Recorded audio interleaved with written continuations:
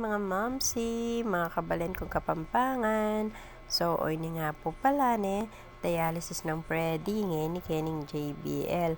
Then po, at yung kaya po ngayon ni Ken waiting area, paninayin niya po yung oras na.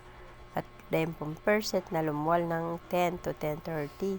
And po yung Tatay Celis na ingasawa naman po at Inanay Espiritu, kanya naman pong anak. So, yung Fred Pito makaway ti Tatay Bansil, anak din po niya, no, nagda-dialysis. So, dito lamang po kami, mga mamsi, sa waiting area. Naghihintay, hinihintay po ang aming mga pasyente.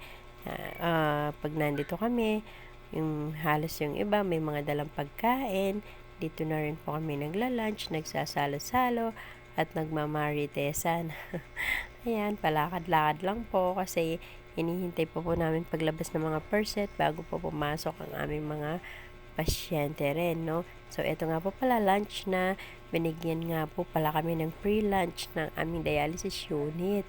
Nako, mga mamsi, mga kaluguran kong kabalan, alawa mo po kami ne, pati po rin kaya kami pasyente at ila naman pong pamangan.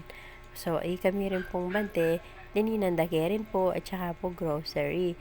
So, hindi ko na po napakita nung mga groceries sa pag-uwi namin kasi po inedit ko na lang to. So, eto po mga moms, isang fried chicken at sipo egg ang aming lunch. So, eto na nga po, patapos na ang aming mga pasyente. So, si Tina, ayan po, asawa naman po niya yung nagda-dialysis, no?